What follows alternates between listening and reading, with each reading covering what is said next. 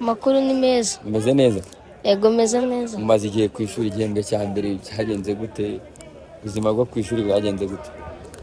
Ku ishuri byari bigoye, urumva no kuba umuntu ataramenyera, urumva n'imyigire bitandukanye aho umuntu aba yigaga kugera mu banyeshuri muba mwaragiye muturuka ahantu hatandukanye, bamwe bazi indimi ugasanga bazi icyongereza neza, wowe ugasanga uburyo mwakigagamo ntabwo bugufavoreza kuba ukizi neza, ugasanga noneho no kuba narageze ku ishuri abatica abanza umutica kwinjira mu ishuri ari igihe wabaze ikintu, yinjira mu ishuri ari igihe wabaze ikibazo kandi ugasanga ari kumbaza icyongereza ntabwo nkizi. Gusa nyine abayobozi, abanyeshuri ndetse n'abarimu bose ndabashimira, baramfashije. Buri wese wasangaga nta mwanya nabonaga wo guhumeka, buri mwanya habaga hari umuntu byibuze ari kumbwira ati iri jambo risobanura iki mu kinyarwanda, nyine ku buryo byibuze bamfashije. ubu ngubu wenda ntago uko nagiye ariko naje. Hari ikigo wigaho cyitwa Collège Doctrina Vitaye. Wagize amanota angahe? Amanota ndumva ari 71. Ni 71. Ubu ngubu umaze kugera ku ishuri aho ubiriye kwiga mu ntara ukaza kwiga i Kigali, urabona umaze kugera ku mu ndimi, mu masomo, muri segondere? Wenda mu ndimi, wenda cyane cyane no kumenyana n'abandi no gutinyuka. Umupira wagiye kwiga muri interinari, radiyo ntayo, bimeze bite mu mupira? Umupira hari akademi, ishami rya Paris Saint-Germain, nanjye nanayikinamo. Yarangiye wikinnyemo? Eko nyine nagiyemo, nyine koca yarambwiye kuko ni n'umutoza uzwi cyane mu gihugu, yatoje Sunrise. Nyine yagiyemo arambwira ati uzayize ukora imyitozo, ndagenda nyine nkazajya nkora, ntangira funga inzoka akampasa agapira kakanyura mu nkweto. Ariko nyuma bigenda biza, ubu ngubu ndagerageza, ntabwo nagiye menyera, ndagerageza.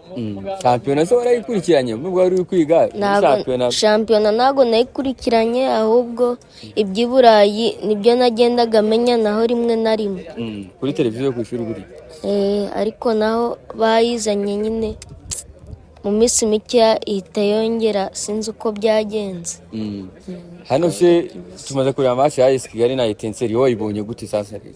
Match ya AS Kigali ngira ngo naje hano yatangiye, ariko ko nayibonye nasanze amakipe yombi ari gukina, ikipe imwe yaka umupira, bakagerageza gukina nubwo habagaho gutakaza imipira myinshi cyane, ukabona ko ni n'uburyo ikipe ya Etincelle yarasa uburyo bwinshi cyane bushoboka ndetse n'ikipe ya AS Kigali, ariko babonye ko bari gukora impinduka, hakavamo umusore ngira ngo ni Moise wari umukina ku ruhande rw'iburyo kuri 7, noneho bagashyiramo umusore witwa Ibene waturutse mu ikipe ya Mukura, akinnye match ya gishuti gusa.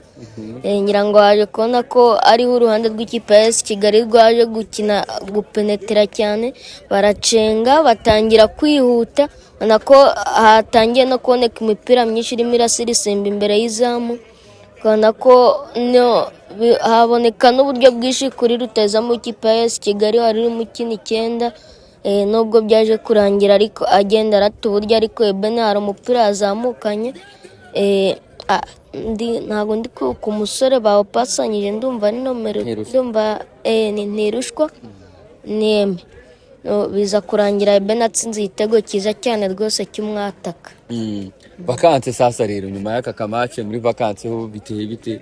Gahunda zimeze gute? Muri vacances ndumva ashaka kureba imipira myinshi cyane, by'umwihariko shampiyona y'u Rwanda. Ntabwo ndajya, ariko ndateganya kuzajya gusura mama. Aho ugira ikintu rero ubwira abantu bo kuri Ishusho TV, abantu bareba Ishusho, basuhuza, gira ikintu babwira bakunze b'Ishusho TV, aba abayobozi, abanyamakuru ndetse n'abandi bose bafite inshingano ku Ishusho, bose ndabasuhuje kandi ndabifuriza umwaka mushya muhire, baba abakinnyi, abanyarwanda bose. ndetse n'abasiporutifu bose muri rusange. urakoze. Murakoze nawe.